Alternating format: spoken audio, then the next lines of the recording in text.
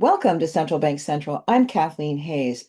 Today, we take a look at Japan. A lot going on these days. Japan's new Prime Minister, Takaichi, has only been in office for about a month. Already, her long-promised plans to boost Japan's economy via aggressive government spending and stirring up markets and leading the key Bank of Japan officials to open the door, it seems even a bit wider, to rate hikes.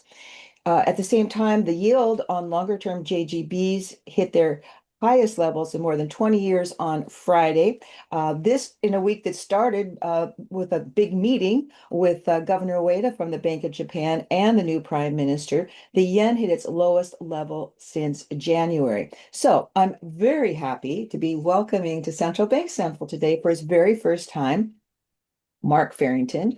He's a longtime BOJ watcher. Can you talk about maybe the mid 80s? He's the author and creator of the Watchtower series on Substack, including the BOJ Watchtower. Started his career, in fact, in Tokyo, working in markets. He's been managing money in global financial markets since then. So, Mark, it's great to have you on the show. Thank you. Good to be here.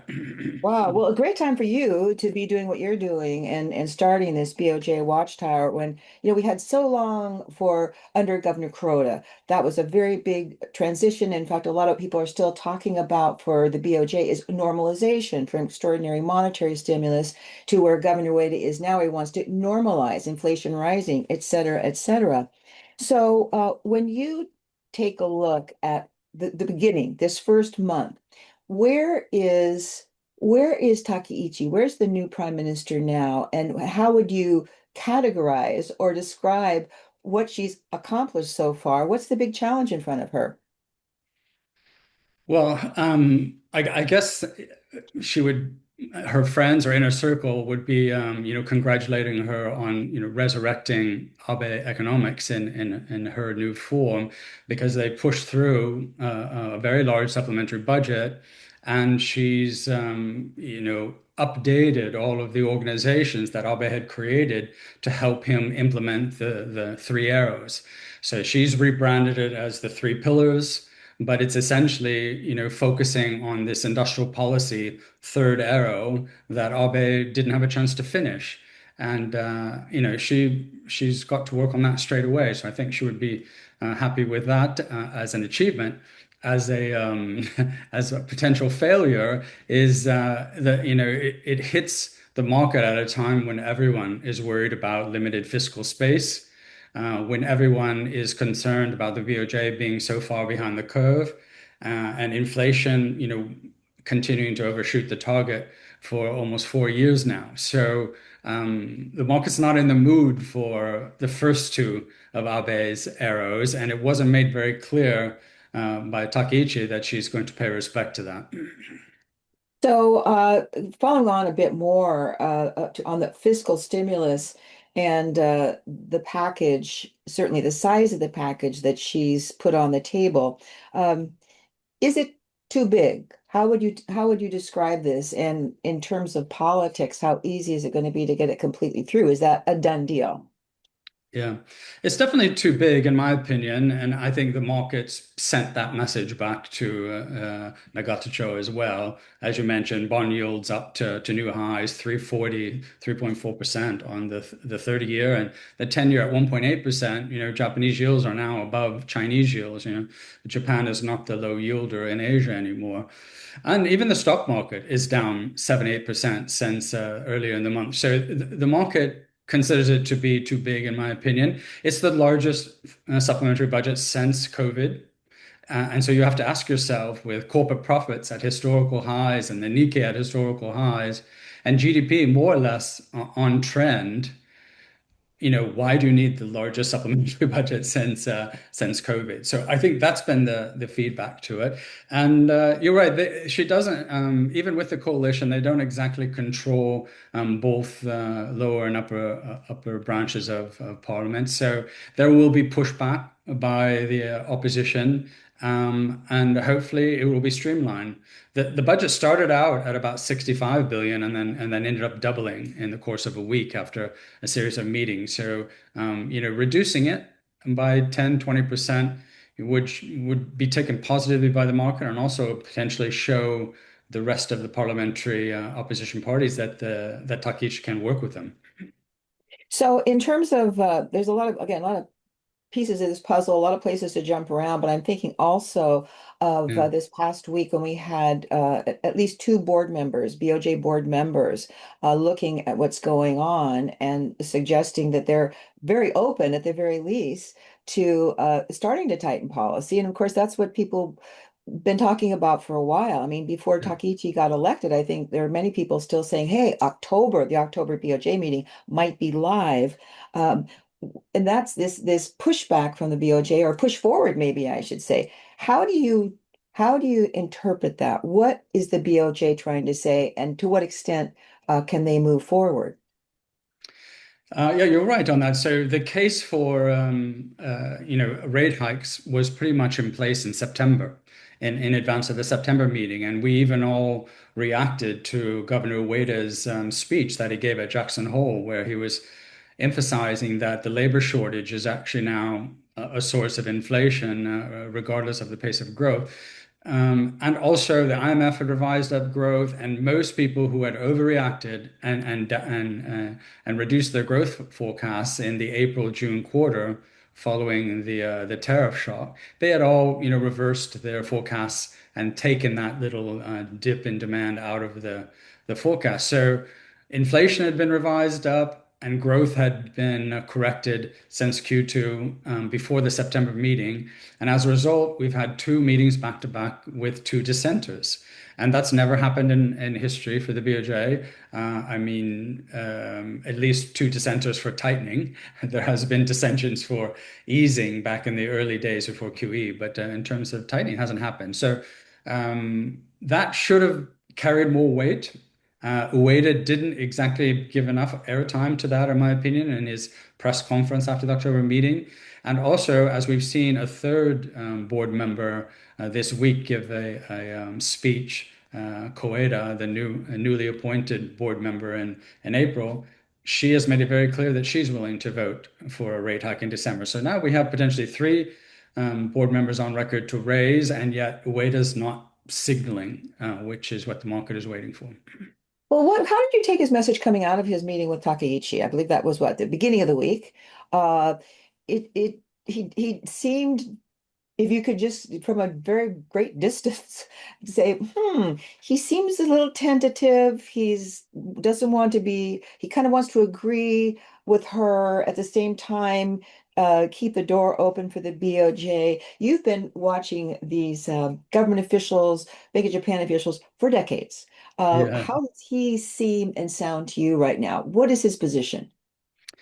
Well, I actually picked up the change in tone and confidence level from last year in September, where the BOJ had to do some recovery after the rate hike at the end of July that led to the big stock market sell-off in early August last year, and they were criticized for having not, telecasted that and communicated well. And so Ueda and other BOJ officials were out on the wire saying, "Yes, we can do a better job of communicating. We'll focus on that in the future." Because they were in a position to raise rates again in October. And then yeah, a new prime minister came along in October last year as well, and signaled that now is not a good time for rate hike. And I think that really took the wind out of Ueda's leadership, and he has been very deferential and very indecisive since. We stumbled over the rate hike last year, should have been in December, but got kicked into January again out of this micromanagement from the cabinet office. So I think Ueda has not recovered from that, and perhaps understands that his role has become much more of a liaison and a bridge to the cabinet office rather than, say, chief economist and chief thought leader for the BOJ. And so I think you're seeing the deputy governors and the board members being allowed to speak truly as a central banker. And Ueda is putting his politician's hat on when he speaks now and being careful not to say the wrong thing. Well, speaking of hats, why don't you put on your political science hat. Why don't you put on your hat that talks about, central bank independence has been a huge theme around the world, right? Out in Jackson Hole, in Washington, everywhere we look in the US and the Federal Reserve and in other countries as well. Japan has a somewhat different history. It has a somewhat different structure. Talk to me about what people who are maybe only recently covering, following the BOJ, or people who are now going to follow it more closely because of so much that's going on with this new prime minister. How is this question different to what you've got Article 3, you've got Article 4, people can tell you a lot. Explain to us how this works. That's a fantastic topic. I think that's the topic that has motivated me to write a lot about the BOJ this year because I find it fascinating. And I think the right framework to have it as an analyst or a market participant is to understand what the BOJ was like through the 80s and 90s up until the revision of the Bank of Japan law in 1997 under then Prime Minister Hashimoto, who was, launching a kind of big bang financial reform following the banking crisis that they had in Japan and the Asian financial crisis in his region. And one of the, signature pieces of the reform was the Bank of Japan law, which was aimed at liberating the Bank of Japan from the Minister of Finance, not from the cabinet, because the BOJ was always under the thumb of the Minister of Finance, and the Minister of Finance caught a lot more criticism for the bubble economy and the lost decade than the BOJ did at that time. And it was thought that if only the BOJ could be liberated from the Minister of Finance, it would be able to lead the country out of deflation, etc. So that was a very important revision, and it did allow this broad, diversified monetary policy board that we have now. And you did see the BOJ begin to converge a lot more on the global standard for G10 central banks. But then, of course, what really happened was then the global financial crisis, Japan slipping into deflation or negative rates, and then this big need for reflation that came under Prime Minister Abe and the appointment of Kuroda as the governor of the BOJ.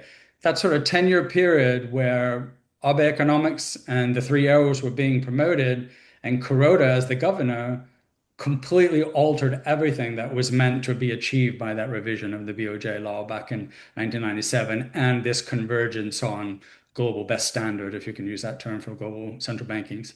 So with Kuroda, retiring and entering his term in 2023, Ueda being onboarded with and given the mandate to normalize and put a line under that period, we are slowly, incrementally working our way back towards the normalization of the central bank, including its autonomy and independence that were enshrined in that Article 3 revision in 1997. We're just not there yet. So it's unbelievably confusing because we're working in that direction. And while the BOJ managed to liberate itself from the Minister of Finance back in 1998, it got put under the thumb of the Cabinet Office during the Prime Minister Abe era. And so with Takaichi coming back, a lot of the same people are around her and a lot of the same ideas are shared. They still view the BOJ in a subordinate role that should be towing the party line and collaborating with the policy intentions of the Cabinet Office rather than running an independent, autonomous monetary policy. And that's the dilemma we're faced with right now. Well, where does that go next? Who's going to push, who's going to pull, especially when you have markets kind of pushing back, right? You don't want to see the yen go back down, you don't want to see 160. And so that's been in the past, what several months ago when there was that huge volatility, that was the level that seemed to be the mark for the BOJ, for the authorities of various kinds to step in and do something. When you have Yeah. the yields rising like this, I mean, what kind of pressure does that put on?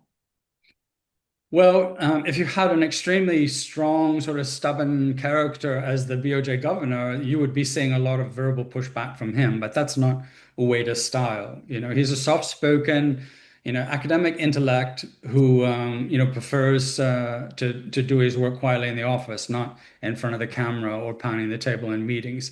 So it's not likely to come from him. The BOJ has the legal argument on its side. So if push came to shove, it really could resist and it would be upheld in terms of legal interpretation. So I'm looking to members around Takaichi, like the most, I'd say balanced viewed members of her cabinet. Kiuchi, who is the head of the Japan Growth Strategy Group that she created. This is this evolution again from Prime Minister Abe's, Japan Rejuvenation Group that he had created. So she's called the Japan Growth Strategy. It's a coordinating body. It sits alongside the CEEFP, which is a Council for Economic and Fiscal Policy. And for those who don't know what these groups do, imagine like the Council of Economic Advisors in the U.S. and the National Economic Council combined together making the policy advisory and recommendations to the cabinet office, to the executive office. That's their role. But in Japan, it's less of a research role and more of a coordination role. So Kiuchi is this key guy who's chairing these two councils and coordinating all the input. And then also coordinating the implementation of the policy. So this is where the supplementary budget that was first floated by Takaichi and Katayama, the finance minister, as 65 billion, suddenly grew into 135. It got into Wow. that meeting format, and all of the stakeholders in that meeting were like, "Well, what about this? What about that? What about this?" And so Kiuchi is the one I think who really needs to exercise the control and authority and help Takaichi to control all these different stakeholders that she's invited to be involved in decision making. So in terms of the communication we're getting right now, is this mostly talk now? One official recently said, one of the government officials in Japan, oh, well, no rate hike until at least March.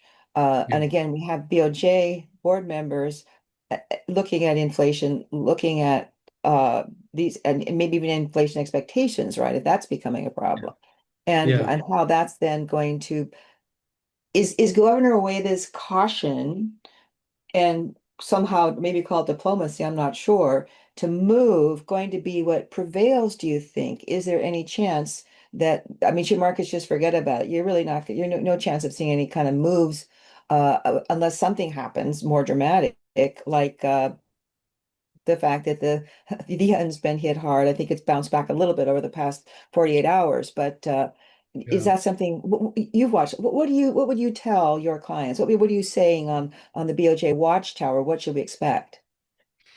Well, I'm putting faith in Ueda.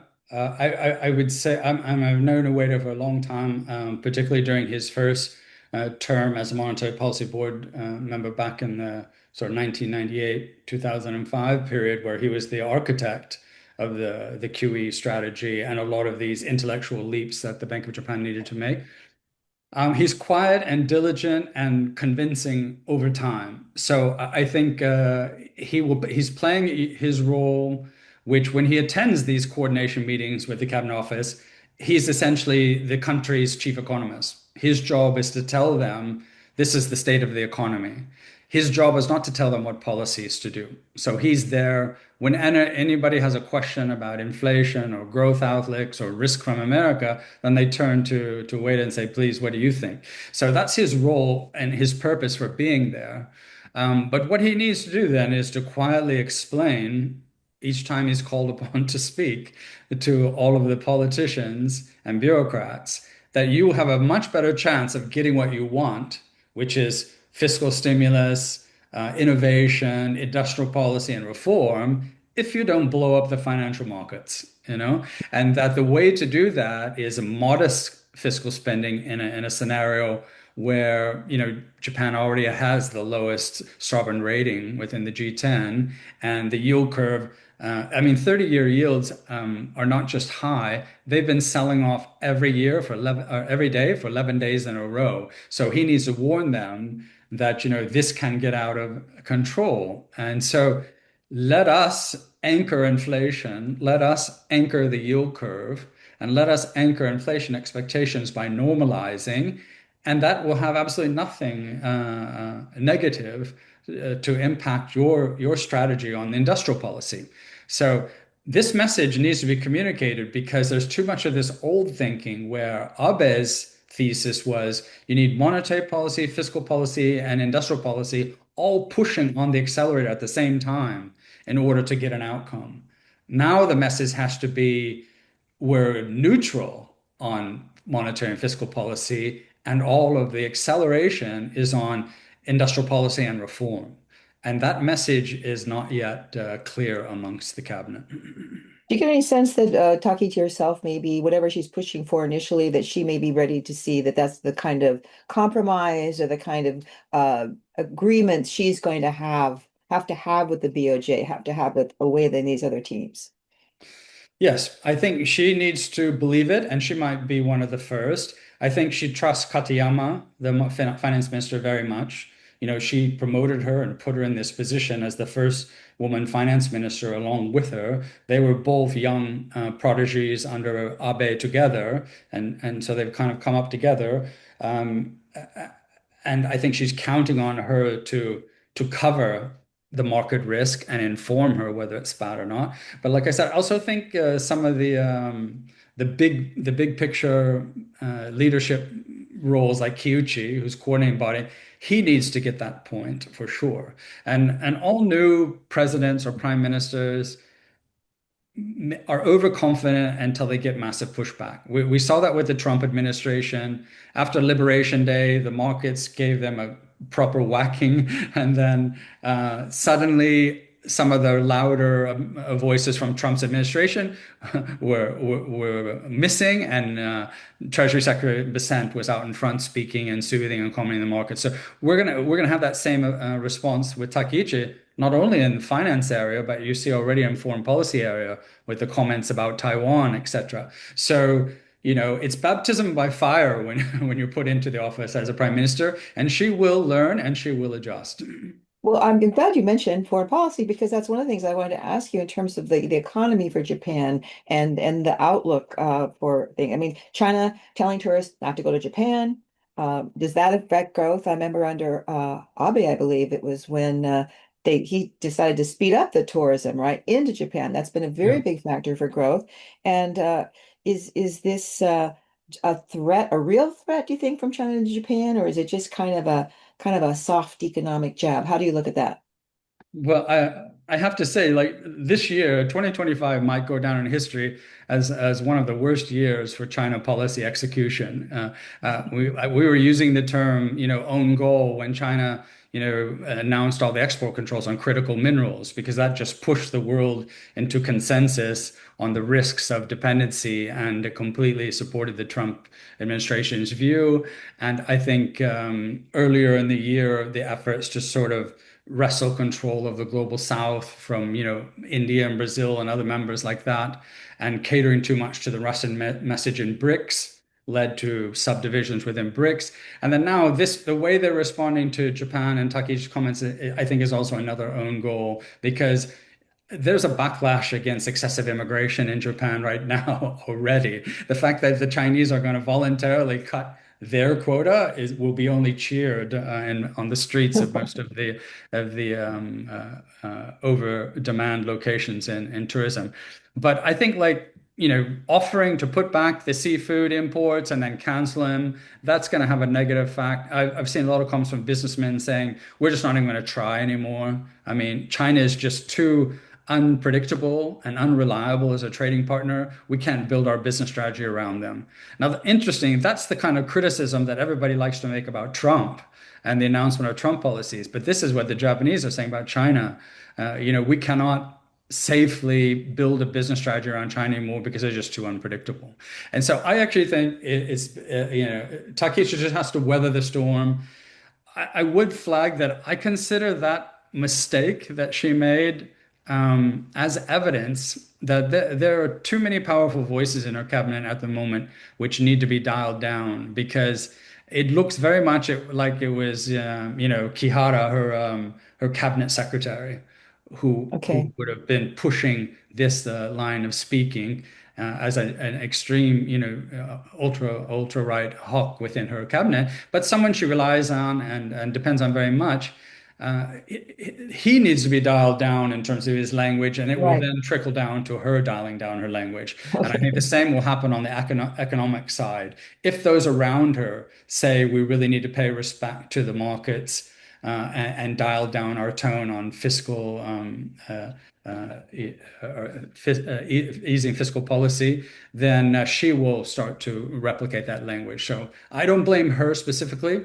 I think it's like the echo chamber she's in. Okay, I'll ask you one more question because as you know that the closer we get to the BOJ meeting, it could just be the last 24, 36 hours. We're going to get one of the major Japanese newspapers giving us something they know about what is or isn't going to happen, right? Yeah. So, what are you going to be listening for? What are you going to be taking as a signal? Aha, the BOJ has sent the message. It's on the table, and maybe there is a chance, or that for right now, for this last meeting of the year, they're saying not yet. Well, the language that they've been using is this, underlying inflation being sustainably above 2%. So they haven't surprisingly used risk management language like fears of inflation expectation being disanchored or concerns of the volatility in the financial markets or weakness of the yen. The type of risk management flags which are really flashing red hot that they should be talking about. Instead, they've been really sort of monotone on the underlying inflation trend, underlying inflation trend. So I think that it'll be as simple as Ueda just saying, we now have enough data to confirm that the underlying inflation trend will now be sustainably above 2%. We'll also get a revision up in the growth forecast for this year as a result of the supplementary budget. It's 3% of GDP. It's a big boost to growth. And as I mentioned, already they've revised up the weakness that they had expected from the tariff shock, which never happened. So the growth forecast has doubled since April already. And so now they could revise GDP up to be 1%, 1.2%, which would be above trend. And so acknowledging that growth is above trend, and therefore we have a higher confidence that inflation will Mm. be above 2%. The wage growth story is really kind of already out there. They've been saying that they feel very confident that wage growth will be 5% in the spring negotiations round. So that wouldn't be any new news. So it's just these other two areas, growth and Okay. underlying inflation, that they could correct. Let's look again at foreign exchange intervention. Let's look at a yen that has fallen so closely to what was I mentioned earlier, 160, dollar yen is supposed to be the point that in the past, recently, more recent past, pushed the BOJ to jump in and stop it. What's going to happen now? And does this even have ramifications for the US? Yes, I've been writing about it the last few weeks because I do think the risk of intervention has risen, and in fact, I think it makes sense for once. So, and actually, it makes sense for the U.S. to help lead on it, or at least be willing to do coordinated bilateral intervention with the Minister of Finance, because slowing down the weaker currency gives more time for the BOJ to normalize rates. It will take away some of the volatility at the long end of the yield curve, and it will let the market know that there is a bit of a backstop there. The backstop was moved from 145 50 in 2003 up to 55.60 in the last year, but there's still an approximate backstop there. And I really think it's important to let the market know that that's it, that we really don't want to see dollar yen go above that level. Well, Mark Farrington, thank you so much for joining us on this Sunday. Boy, we couldn't wait to hop in on all the things that happened last week and what might be happening ahead. So thank you so very much for joining me. You're welcome, and we'll see what happens. Oh, let me remind everybody, Mark Farrington, longtime BOJ watcher, author creator of the Watchtower series on Substack, including BOJ Watchtower. I'm Kathleen Hayes, and this is Central Bank Central.